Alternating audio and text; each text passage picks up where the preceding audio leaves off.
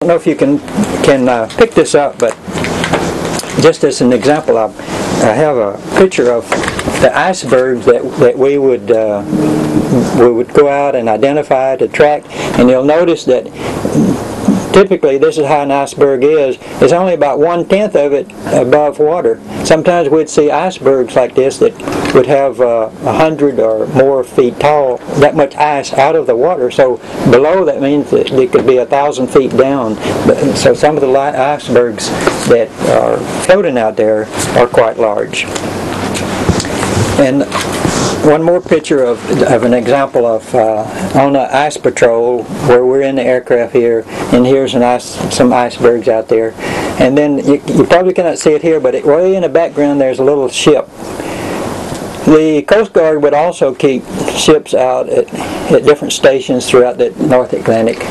And there was one time on one patrol where we had a mail delivery. We were given a mail bag to drop mail to one of the Coast Guard cutters up in the North Atlantic. So we made a low pass in the P2V. It was quite common that sometimes we're flying 50 feet, so sometimes we're even below the peak of some of the icebergs. But anyway, we finally identified this Coast Guard cutter, and we flew over to let them know that we were going to drop a mail bag to them. But when we flew over this, I couldn't believe that people could live on this, because this ship it was coated solid with ice from stem to stern, and they would have to have lifelines and things like this when they were outside the main deck walking back and forth. So we dropped a mail bag so they could have some mail, but they would stay out there for quite a while before they'd go into port. And sometimes we would have during our patrol we'd have engine problems, and we'd have to shut down an engine, and so we're flying with only one engine.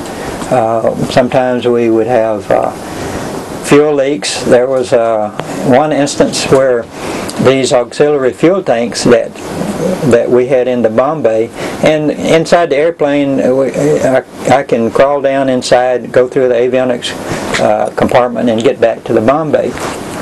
We had some fuel fumes, and it becomes dangerous inside the airplane when you begin to get fuel fumes, because with all the electronics and sparks and things like this, we could get a fire.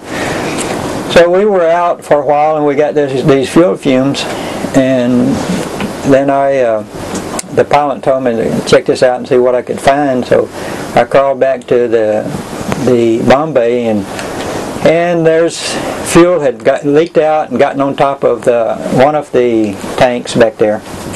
We always kept a big bundle of rags with us, because in a reciprocating engine like that, there's always oil leaks and this kind of thing. And not only that, inside the fuselage, not too far from the cockpit, was a 50-gallon oil tank. It's an auxiliary oil tank with a hand pump on it. Because the engines, these big reciprocating engines, would consume a lot of oil and leak oil, then we had a reserve supply inside, and pump oil out there.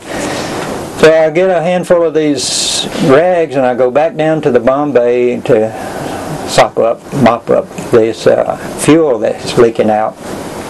And while I'm back there, and of course this is in the middle of the bomb bay, and I'm over the bomb bay doors, and I heard for some reason the pilot decided to open the bomb bay doors to evacuate the fumes. And it didn't take me very long to leave that to get back into the avionics compartment. But anyway, the pilot, I guess before he got the doors open, realized that he had sent me aft.